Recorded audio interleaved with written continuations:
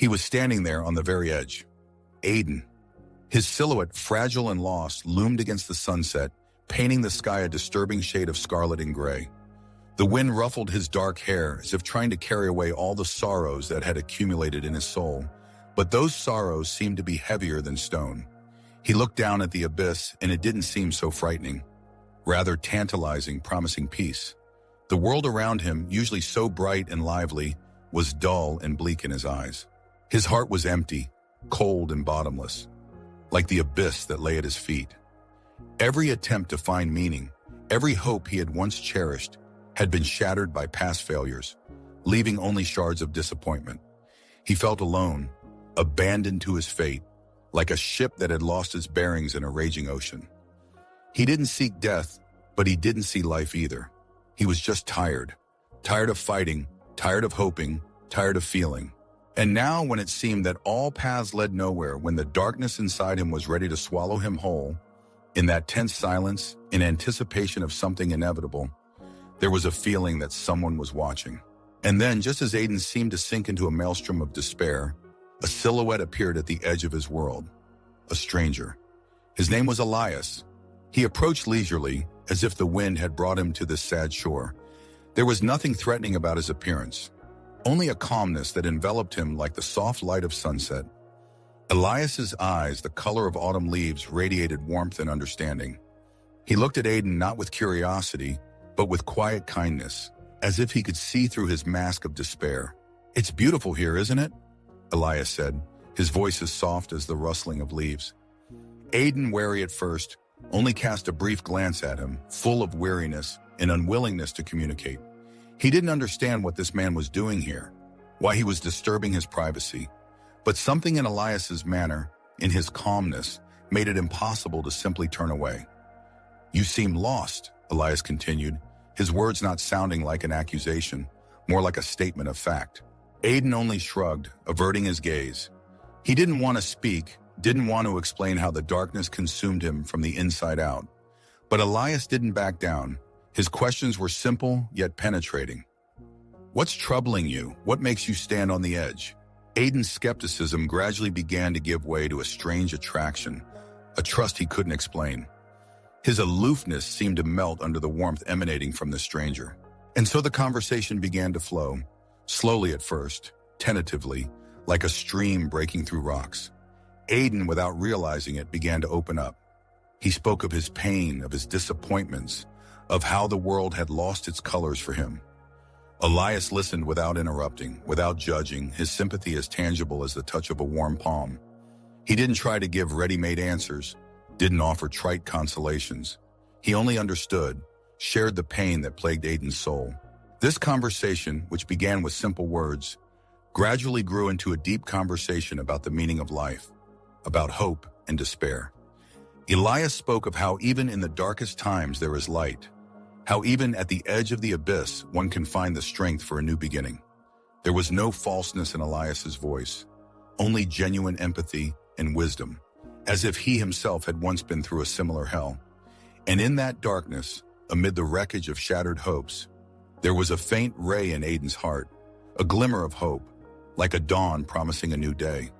But that was only the beginning of their story.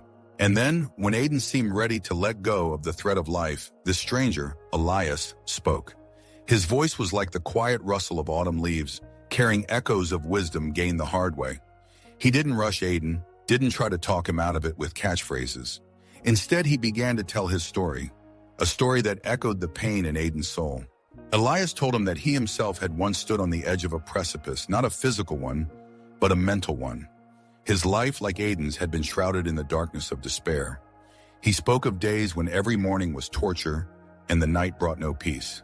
He described moments when the world seemed gray and lifeless, when hope was but a ghostly memory. His words painted a picture of deep loneliness, a feeling of utter meaninglessness of existence. He told of days when his own reflection in the mirror seemed alien to him, and the world around him seemed hostile and indifferent. He shared memories of being consumed by doubts and fears, of desperately floundering in the abyss of hopelessness. He talked about the moments when he seemed to have reached the bottom, and it seemed to him that there was no further to fall. But it was then, in that darkness, that he found that faint flame of hope. He talked about the people who had given him a helping hand, about the words of support that had become a lifeline for him. He talked about how, step by step, he was learning to live again, how he was discovering new meanings and goals. Elias's story was not just a narrative of past suffering, it was a story of overcoming, of struggle, of accepting himself and the world around him. It was a story about how even in the darkest of times there is room for hope, that even after the hardest of falls, it is possible to rise up and move on. He talked about how life is not always a smooth road, but it is the trials that make us stronger and wiser. His voice, calm and confident, was full of deep understanding and compassion. He wasn't trying to sugarcoat his story. He wasn't making himself a hero. He simply shared his experience, and in that sincerity was his strength. His words contained not only the pain of the past, but also the wisdom born from his experiences. He talked about how he had learned to appreciate every moment of life, how he had discovered the beauty of the world, even in the simplest things. He talked about how the meaning of life is not to be found somewhere far away, but to be created by oneself every day, with one's actions, with one's thoughts, with one's feelings. He said that even in the darkest corners of the soul you can find light, if only you really want it. And that calmness, that wisdom seemed to wrap around Aiden like a warm blanket, warming his frozen heart. Elias's story was a powerful catalyst, sparking something new in Aiden's soul, something he had long forgotten. But how exactly would those words germinate in his soul, and where would this unexpected journey take him? Aiden listened to Elias's story, and with each word he spoke, it was as if ice was moving in his heart. He realized that he was not alone in his pain, that someone else had wandered through the labyrinths of despair and found a way out. Aiden's inner world began to change, as if someone had turned on a light in a dark room. Thoughts, previously full of gloom and hopelessness, now timidly touched on hope. He began to notice the shades of the sunset that had previously seemed to him just gray. Emotions that had long been buried under the weight of depression began to burst forth like sprouts through cracked earth. Aiden asked questions, searching for answers to the doubts that plagued him. He wanted to understand how Elias had managed to climb out of the abyss. Elias spoke of accepting in himself with all his weaknesses and imperfections. He talked about forgiveness, not only of others, but of himself. Elias did not impose his opinion, he only shared his experience, emphasizing that everyone must find his own way. His words were like guiding stars in the night, pointing in the direction but not dictating the route. Gradually, a feeling began to sprout in Aiden's soul that he hadn't felt in a long time. Hope. It was timid, barely perceptible, but it was there. He began to imagine a future where there was room not only for pain, but also for joy. The world around him no longer seemed so hostile and meaningless. And at some point, as if waking up from a long sleep, Aiden stepped back from the edge of the cliff. It was a small step, but it meant everything to him. He stepped back from the edge, not only physically but spiritually, deciding to give himself a chance at life. And there was more to that decision than just an instinct for self-preservation. It was the birth of a new hope. And perhaps his path to the light was just beginning. As if after a long, weary winter, Aiden felt the first rays of spring sunshine penetrating his soul. His conversation with Elias had been the warmth that had melted the ice of despair in his heart. It was as if he were learning to breathe anew, inhaling air filled not with bitterness, but with hope.